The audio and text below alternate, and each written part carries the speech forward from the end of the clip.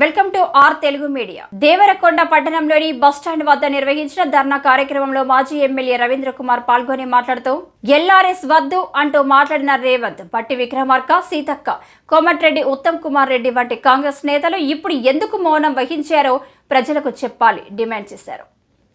భవిష్యత్తులో BRS party ఆధ్వర్యంలో పెద్ద ఎత్తున ఉద్యమాలు చేస్తామని హెచ్చరించారు. ఈ కార్యక్రమంలో బీఆర్ఎస్ రాష్ట్ర నాయకులు కేతావత్ బిల్యా నాయక్, కంకనాల వెంకటరెడ్డి, ఎంపీపీ వంగల ప్రతాప్ రెడ్డి, బీఆర్ఎస్ మండలాల అధ్యక్షులు వెలుగురి వల్లపురెడ్డి, రాజినేని వెంకటేశ్వరరావు, రమావత్ దస్రు నాయక్, వైస్ ఎంపీపీ చింతపల్లి సుభాష్, గాజుల ఆంజనేయులు, బోయపల్లి శ్రీనివాస్ గౌడ్, ముక్కమల్ల బాలయ్య, ఉజ్జిని విద్యాసాగర్ రావు, కేసాని లింగారెడ్డి, మేకల శ్రీనివాస్ యాదవ్, రమావత్ మోహన్ కృష్ణ, ఉజ్జిని నరేందర్ రావు, మాధవరం జనార్దన్ రావు, రమావత్ రమేష్, మునగాల అంజిరెడ్డి, మాల్రెడ్డి విష్ణువర్ధన్ రెడ్డి, కేతావత్ శంకర్ నాయక్, భగవంతురావు, వేముల రాజు, బొడ్డుపల్లి కృష్ణ, రమావత్ తులసిరాం, రాఘవాచారి, ఎర్ర యాదగిరి, నాగవరం ప్రభాకర్ రావు, రమావత్ నరసింహ, సిరసానవాడ శ్రీను, గొర్ల శ్రీనివాస్ యాదవ్, బొడ్డుపల్లి జయంత్, కుంభం Naresh Goud, Jayaprakash, Narayana, రేపాని ఇద్దయ్య, ఈలియాస్, జేలా రేణుగౌడ్, జనీబాబా, Sattar, Vijay,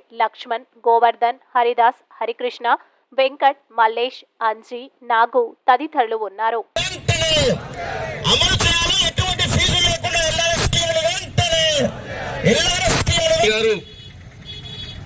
no LRS, no TRS.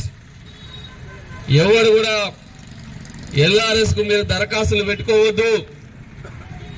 మేము మళ్ళీ అధికారంలోకి వస్తాము. ఎల్ఆర్ఎస్ స్కీమ్ లో పైసలు లేకుండా ఫ్రీగా మీ అందరికి కూడా రెగ్యులరైజ్ చేస్తామని చెప్పి ఉత్తమ్ కుమార్ రెడ్డి గారు ఉత్తుత్తి మాటలు చెప్పి ఎన్నికల్లో పోవడం అనేది జరిగింది.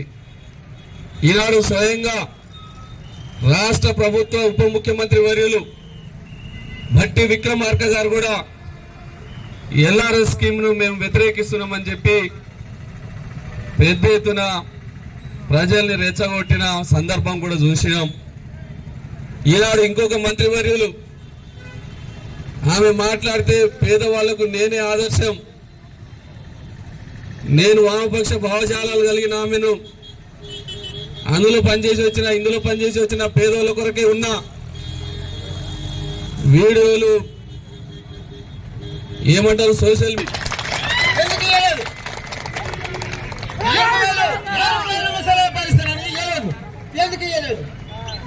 చెప్పు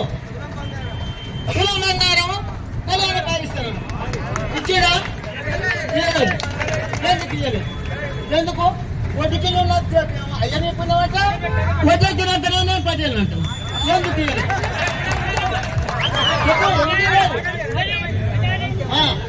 ఎందుకయ్యా అయ్యాల రోజు ఏమైనా కూరగాయలు మందిని ఆయన కేసీఆర్ మోసం చేసిండు, లంగదండ చేసిండు, బిర్జీలు పోయిపోయినాయి, వారు ఉండ పువ్వులని అర్థం చేసుకుంటున్నది. ఇది ఒక పుకారం. ఇది నిజమా కాదా? ఎందుకు ఇటువంటి మోసాలు చేసి వాళ్ళు లేపించుకొని మా పేద రైతులకు కొంత మీద పత్తి పెట్టిపోయడం ఎందుకు? ఇప్పుడు కళ్యాణ పేరిస్తే కళ్యాణం వేసుకోమని